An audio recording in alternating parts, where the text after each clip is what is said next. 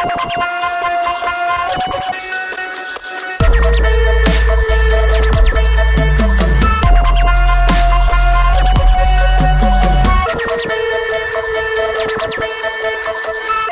up, everybody? Welcome back to the Obsessive Gardener. Welcome back to the Obsessive Gardener. I know it's been a while since I've done a video. This is my composting area in the backyard. This pile in particular, I've been working on all summer and fall. This was a giant pile of wood chips in late May, early June. I believe it was like very end of May. It was around graduation season. And some neighbors were getting some limbs and branches from, pine trees, which is all that's out here. Ponderosa, cedar, sugar pine, lodgepole pine, that kind of stuff is what grows out here. I believe a lot of this was cedar, and it was nothing but wood chips. And they were green when I got it, so I knew there was a lot of nitrogen in it, in those wood chips when they're fresh like that. So I added a lot of water and just really drenched them, and I covered them with a tarp, like how that pile is right there. Covered it with a tarp all summer, and I turned it every 4 to 5 days. And all I added was coffee grounds that I routinely pick up from the local Starbucks. And I did add some other things towards the end, or I should say recently. I added some fertilizer, like this chickadee doo-doo plant food. It's basically like composted chicken manure that is like slow release. It's like in little chunks in there, and I got that from Walmart. You can pick it up pretty cheap. But anyways, I use that as a to help fertilize my plants during the summer. But when the season started coming to an end, I actually mixed those with water and, don't judge me, human urine. My own. A lot of you are probably like, whoa, that's freaking weird. It is weird. Trust me. I'm pretty weird about, gardening. Obsessed even, as some would say. And anyways, I would mix that with water, human urine, and let it sit for a while, and like a week or so. And then I would add that in as I turned it. I would, do a few scoops, add a little bit of that, and do that. And it really helped this break down. As you can see, I know there's a glare from the sun, but as you can see, a lot of this is broken down. Now, keep in mind, a lot of this is coffee grounds that I threw in here too, but it really broke down the wood chips a lot. Now you can see there's still a lot of chunks, and that's okay, because this is probably going to be the last time I turn it. I'm going to add these coffee grounds in. It's supposed to snow tomorrow, so I'm just going to add those in, get it wet, cover it with that tarp, and in the spring, I'll use this sifter right here. I'll sift out all the wood chips that don't fit through the screen. I believe this is 1/4 inch. And what does sift through will be really good compost, which I'm adding my already finished compost. That's like 2-year-old compost. The last time I added to that was about 1.5 years ago. The only thing that I've added to this compost recently is a bucket full. Hold on.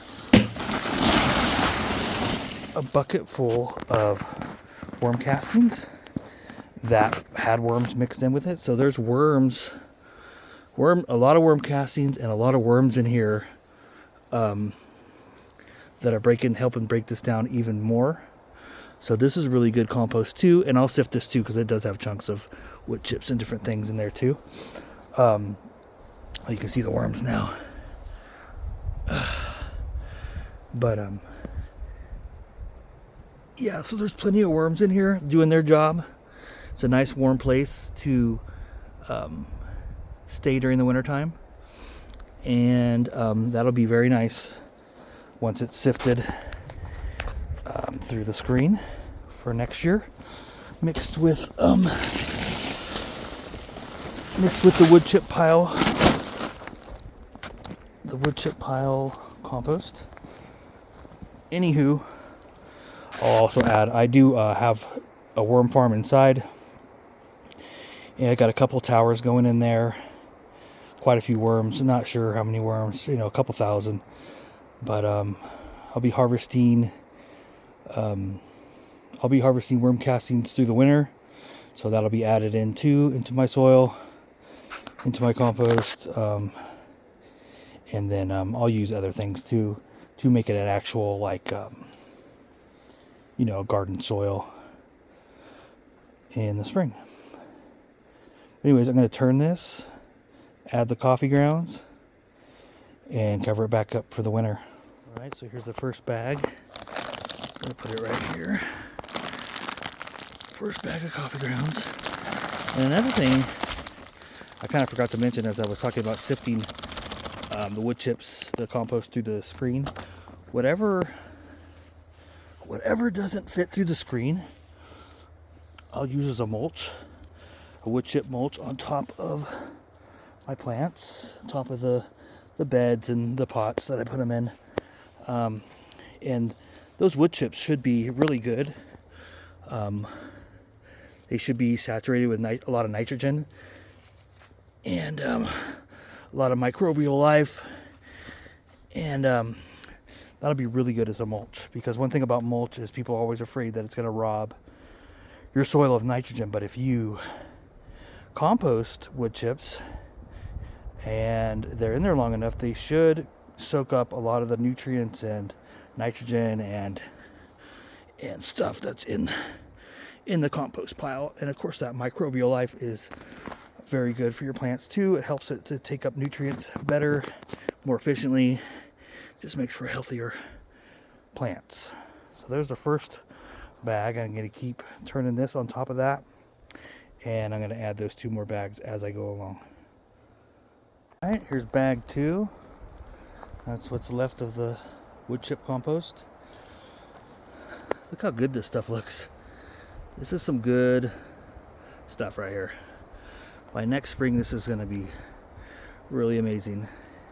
So I'm going to put this bag in, and the reason why I add coffee grounds, it's easy to come by.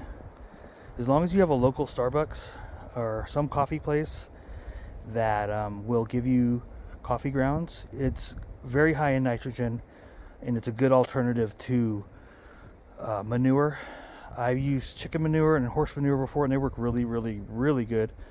But if you can't come across it very easily, and you're worried about if there's any chemicals in the manure, go with coffee grounds. It's probably not as good, but it's a close second. And it does help cook this compost. It helps break down everything faster. It keeps it nice and hot in there. And it breaks down the compost, as you can see. These were all wood chips at one point. So, all right, let me add this one.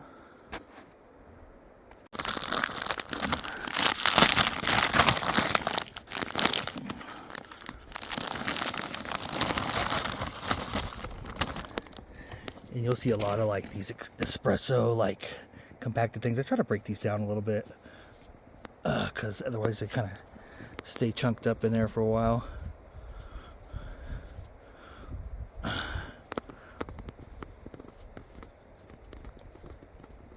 There we go. All right, I'm gonna add some more, and then I'll do the last bag of the coffee.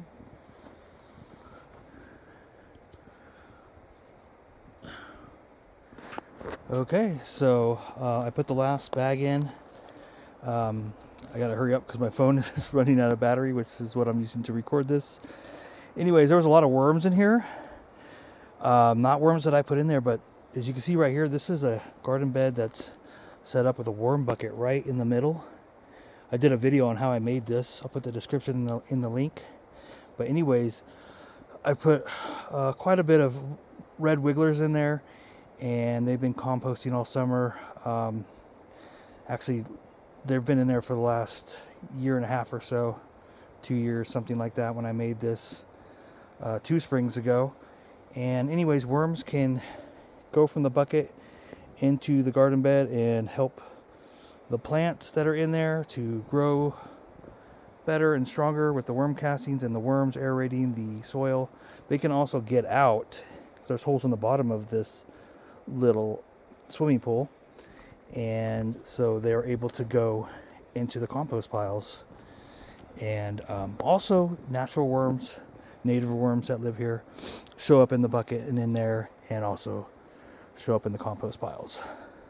So anyways, I'm not going to wet it down. It's pretty damp already, and plus I just added a lot of damp coffee grounds. So all I'm going to do is just cover this up, weight it down so the tarp doesn't blow away, and next spring we should have some really good soil to sift out of these wood chips.